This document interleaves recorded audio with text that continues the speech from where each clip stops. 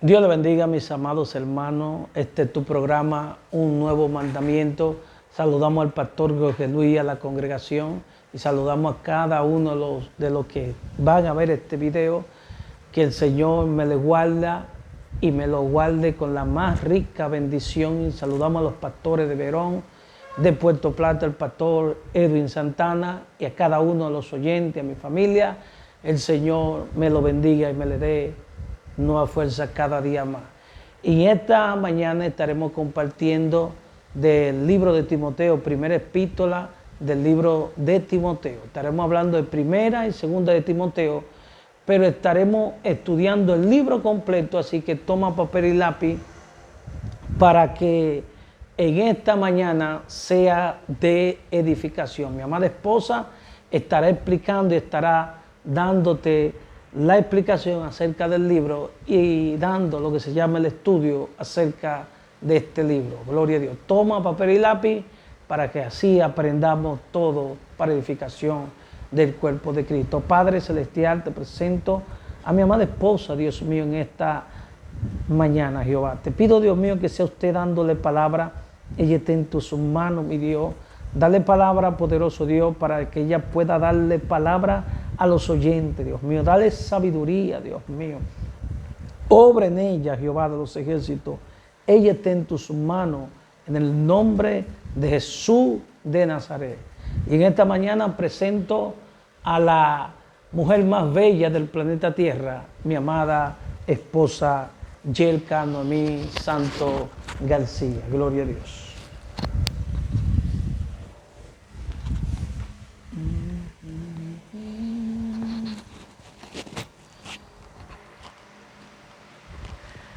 Buenas, Dios nos bendiga. Dios bendiga a cada oyente que no está en esta hermosa mañana, pues escuchando, o ya la hora, más bien que pues puede escuchar este video. Pero aquí estamos, Dios nos bendiga mucho. Mi nombre es Yelka Santos, como ya dijo mi amado esposo, y aquí estamos para compartir en este hermoso día, en este nuevo video, pues vamos a estar compartiendo un estudio de la palabra del Señor. Vamos a estar compartiendo el estudio de primera de Timoteo. Y esto lo hacemos, ¿verdad?, para la gloria y honra del Señor, y luego para estar compartiendo con cada uno de ustedes que nos están viendo y escuchando este video. Vamos inmediatamente a primera de Timoteo. Como dijo mi amado esposo, pues vamos a tener material en mano para que así pues podamos anotar, siempre con Biblia en mano. Y vamos a estar empezando este estudio en primera de Timoteo. Primera de Timoteo, este libro junto con segunda de Timoteo y Tito, son conocidos como epístolas pastorales. Son conocidas como epístolas pastorales. Fueron escritas por el apóstol Pablo. Fueron escritas por el apóstol Pablo en esta ocasión a Timoteo. Primera Timoteo fue escrita por Pablo al joven Timoteo. Fue una carta escrita o dirigida más bien a manera personal a este joven Timoteo. Por eso es que, como su nombre lo dice, pues es una carta a Timoteo. Ahora, ¿quién fue Timoteo? Vamos a hablar un poquito de quién fue Timoteo, ya que más adelante vamos a estar desarrollando un poco quién fue este joven. Timoteo, cuyo significado en griego es temeroso de Dios, fue hijo espiritual de Pablo, o hijo en la fe más bien, como así él lo menciona. Vamos a estar desarrollando este punto más adelante. Pablo lo menciona o lo describe como hijo en la fe. Lo podemos ver en segunda de Timoteo, su capítulo 1, versículo 2 y capítulo 2, versículo 1. También fue compañero y ayudante del apóstol Pablo. Este joven, Timoteo, nació en Listra de madre judía llamada Eunice, como la encontramos en segunda de Timoteo, capítulo 1, versículo 5, y padre griego. Del padre no se menciona su nombre. Lo podemos ver en Hechos, su capítulo 16, versículo 1, que se menciona que el padre era griego, pero no se menciona, la Biblia no menciona el nombre del padre de Timoteo. Primera de Timoteo fue escrita alrededor del año 65 después de Cristo por el apóstol Pablo, el cual tenía un propósito triple al escribir Primera de Timoteo, el cual podemos enumerar, este propósito triple podemos enumerarlo de la siguiente manera. Primero, exhortar a Timoteo acerca de su vida y su ministerio. Segundo, instar a Timoteo a defender la pureza del Evangelio y sus santos principios de la corrupción de los falsos maestros. Y tercero, dar a Timoteo instrucciones respecto a varios asuntos y problemas eclesiásticos en Éfeso. Es decir, estaban surgiendo algunos problemas en las iglesias de Éfeso, la cual Pablo envía a Timoteo para que trate de resolver esos problemas que habían estado surgiendo en Éfeso. Ahora bien, ¿por qué Pablo le da esta clase de consejos a Timoteo? Tenemos que recordar, ¿verdad?, que Pablo, dirigido por el Espíritu Santo, delega a Timoteo como pastor en la iglesia de Éfeso. Por esa razón, Pablo instruye a Timoteo para que sepa qué hacer en aquel lugar. Y viendo por otro lado, viendo desde un punto de vista del contexto de la iglesia de Éfeso, en la misma habían surgido muchos intérpretes que menospreciaban las enseñanzas de los apóstoles. Habían surgido muchos intérpretes que menospreciaban, muchas personas, muchos maestros, ¿verdad?, que menospreciaban las enseñanzas de los apóstoles. Por ese motivo, el apóstol Pablo puso un énfasis muy marcado en la defensa de la sana doctrina. Por eso vamos a ver, si usted ha leído, si ha analizado un poquito Primera de Timoteo y Segunda de Timoteo, se va a dar cuenta, o se dio cuenta, que Pablo hace un énfasis muy marcado con relación a la defensa de la sana doctrina. Ahora bien, ¿qué es la sana doctrina? El qué es la sana doctrina vamos más adelante a desarrollar un poquito más, pero recuerden que su mismo nombre lo dice, sana, es decir, sano, una enseñanza sana. ¿Y cuál es esta enseñanza sana? Pues esta enseñanza sana es toda la enseñanza que está fundamentada en la palabra de Dios. Toda enseñanza fundamentada en la palabra de Dios, que es la Biblia, es la sana doctrina. Recordando que pues la Biblia no tiene una interpretación privada, sino que tiene su propia interpretación. La Biblia tiene su propia interpretación, se interpreta ella misma. Entonces, esta es la sana doctrina, que vamos a hablar con más detalle más adelante. Entonces, vemos que Pablo hace mucho énfasis con lo que es la defensa de la sana doctrina, es decir, toda falsa enseñanza, todo lo que contradiga lo establecido en la Biblia es una falsa doctrina que nosotros como cristianos tenemos que defender la palabra del Señor y confrontar lo falso. Y, perdón, en aquel tiempo había un aumento rápido de maestros y doctrinas diversas, todas ellas reclamando una revelación directa de Dios o una nueva iluminación.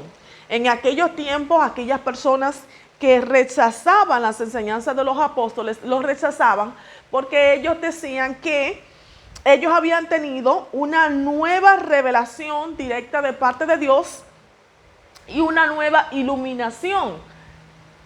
Es decir, ellos querían introducir a la iglesia algo nuevo, supuestamente revelado por Dios, pero que muchas veces contradice la misma palabra, que ya ha sido revelada. Por esto es algo que nos pone a analizar, ya que hoy día pues está pasando lo mismo.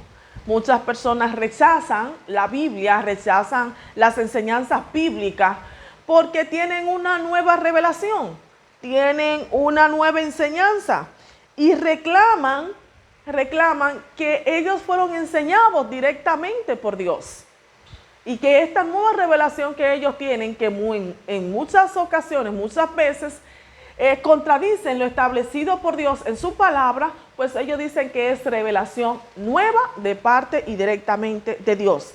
Y reclaman pues esta nueva revelación que quieren que se ponga en práctica, que lo acepten como bueno y válido, cuando en muchas ocasiones se rechaza o contradice lo establecido en la palabra del Señor. Pero vamos a ver todos estos detalles, todos estos puntos, todos esos énfasis más adelante, cuando entremos a lo que es el desarrollo de nuestro estudio de esta primera carta a Timoteo. Y vamos a ver qué nos dice el versículo 1. Vamos a buscar Primera de Timoteo, su capítulo 1, versículo 1. Primera Timoteo, su capítulo 1, versículo 1, nos dice, la palabra de Dios en el nombre del Padre, del Hijo y del Espíritu Santo. Amén. Pablo, apóstol de Jesucristo, por mandato de Dios nuestro Salvador y del Señor Jesucristo nuestra esperanza. Amén. Vemos aquí en este versículo 1, encontramos a Pablo como autor o remitente de esta carta. Vemos, ¿verdad?, a Pablo. Pablo se identifica con esta carta. Muchas veces cuando nosotros escribimos, ahora mismo en nuestros tiempos, pues no se utiliza tanto como se utilizaba en unos años anteriores, lo que era la carta, el correo, ¿verdad?, las cartas manuales, y al final la persona pues ponía su firma, su sello. En esta ocasión, Pablo en la mayoría de sus cartas la pone a principio. Pablo, decir, especificando que era él, pues que enviaba esta carta. Y encontramos, ¿verdad?, el autor, que es Pablo. Y luego, como es de costumbre por el apóstol Pablo, era de costumbre, y así lo vamos a ver, que él utilizaba, Pablo comienza en su saludo afirmando su autoridad apostólica. ¿Cómo así? Bueno, pues lo vemos porque él dice, o escribe más bien, Pablo, apóstol de Jesucristo. Pablo, apóstol de Jesucristo.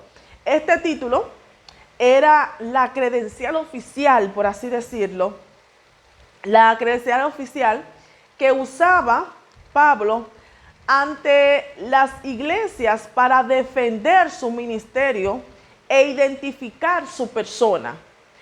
Pablo con estas palabras quería defender su apostolado, defender su ministerio, de que él era un enviado de Jesucristo. Pero ¿por qué Pablo hace énfasis en la mayoría de sus cartas o en todas sus cartas con relación a esto, defendiendo su ministerio? Porque recuerden que el testimonio que Pablo había tenido anteriormente, donde Dios lo sacó, pues todavía él venía arrastrando con esto, y habían personas que pues todavía no lo reconocían como apóstol de Jesucristo.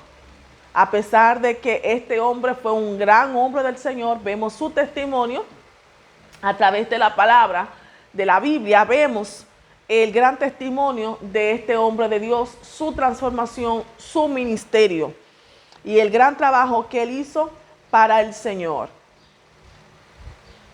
Pero, pues él defiende esto, él defiende su apostolado y pues certifica y menciona que Pablo, apóstol de Jesucristo. El título en sí, apóstol de Jesucristo, revela mucho de la persona de Pablo. Indica que todo lo que hacía no era iniciativa suya, sino de alguien que lo había ordenado hacerlo. Nuestro Señor Jesucristo. Eso era en sí lo que Pablo quería dar a entender cuando él se presentaba como Pablo, apóstol de Jesucristo, que había sido nuestro Señor Jesucristo que lo había mandado, enviado a dar las nuevas buenas de salvación a los gentiles y a todo aquel que le escuchara. Por eso es que Pablo se presenta con este título. Ahora, hoy día han surgido muchas credenciales, muchos títulos de apóstol, reverendo, misionero y tantas cosas. Hay muchas personas que quieren que lo mencionen por su título, pero no para que ellos entiendan que son una persona humilde en el Señor y que fue el Señor que lo puso en esa posición, sino para que la gente se dé cuenta el título que ellos otorgan, que le otorgaron, el título que ellos llevan, que ellos están por encima a los de los demás. Sin embargo, vemos que Pablo, apóstol de Jesucristo, menciona que él era apóstol de Jesucristo y también vamos a ver que en otras de su carta él menciona que él era siervo del Señor. Entonces, Pablo da a entender con esto que él era un enviado de Jesucristo, defendiendo para que escucharan que lo que él estaba haciendo, lo que él decía, no era de su propio conveniencia, no era de su propio conocimiento, sino que venía de parte del Señor. No era por sí mismo que lo hacía, sino que era un enviado. Continúa diciendo en este versículo 1, por mandato de Dios nuestro Salvador. Por mandato de Dios nuestro Salvador. Hallamos aquí lo de nuestro Salvador aplicado a Dios Padre. Vemos el término de nuestro Salvador aplicado a Dios Padre.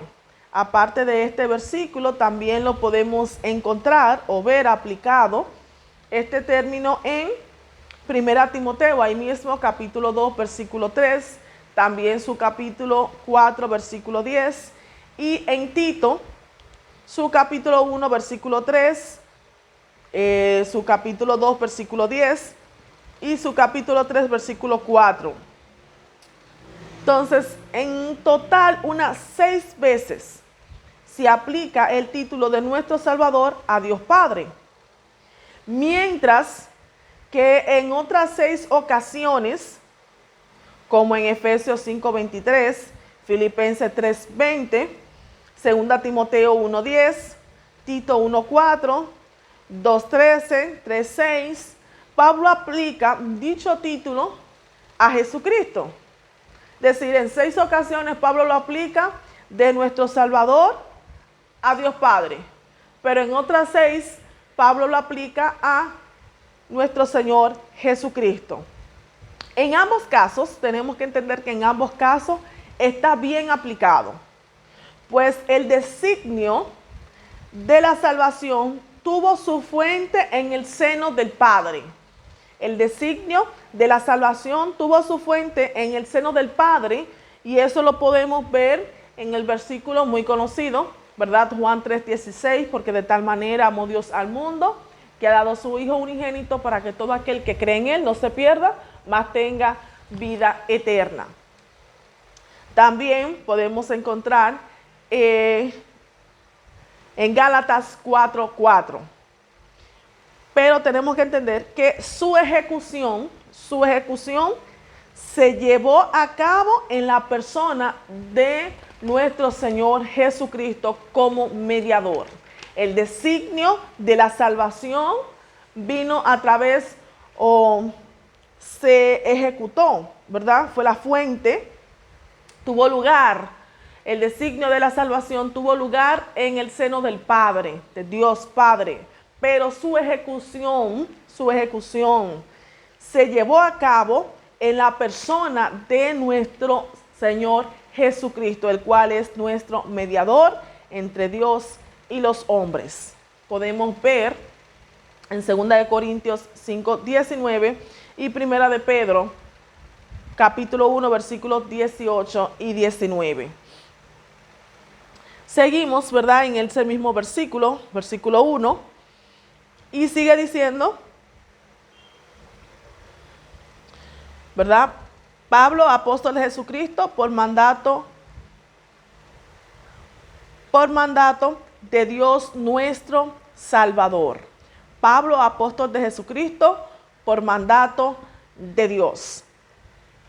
La frase usual de Pablo, después del escribir Pablo, apóstol de Jesucristo, es por la voluntad de Dios. Esa es la frase más usual que Pablo utiliza en otras de sus cartas. Por ejemplo, en 2 de Timoteo, capítulo 1, versículo 2, dice por voluntad de Dios. Pero aquí dice por mandato de Dios, para dar a entender que no solo la fuente de la autoridad, ¿verdad? No solo la fuente, para dar a entender no solamente la fuente de la autoridad con que ejerce su ministerio, sino también su condición de subalterno con respecto de Dios. Su condición como subalterno, es decir, que él da a entender que hay alguien que está por encima de él, que él simplemente es un siervo, un enviado, pero él da a entender que hay alguien por encima de él. Entonces, por mandato de Dios, porque alguien lo mandó. Entonces, por eso es que Pablo resalta todas estas palabras o todas estas frases, podemos decir. Por último, Pablo resalta en este versículo 1, se podría decir que resalta, y del Señor Jesucristo nuestra esperanza. La expresión nuestra esperanza aplicada a Jesucristo significa que Él es la base de nuestra seguridad en la salvación adquirida. Nuestro Señor Jesucristo es la base, el fundamento de nuestra seguridad, de nuestra salvación adquirida a través de Él. A través de nuestro Señor Jesucristo es que nosotros tenemos esa esperanza, esa seguridad de que vamos a recibir vida eterna a través de Él. Pues toda esta esperanza se llevó a cabo en la obra del Calvario a través de nuestro Señor Jesucristo. Entonces, nuestra seguridad está en Cristo Jesús, Señor nuestro. Por eso vemos que Pablo, empezando con esta primera de Timoteo, resalta estos detalles, el cual hemos explicado, ¿verdad? Pablo, volvemos a mencionar el versículo 1 de 1 Timoteo capítulo 1.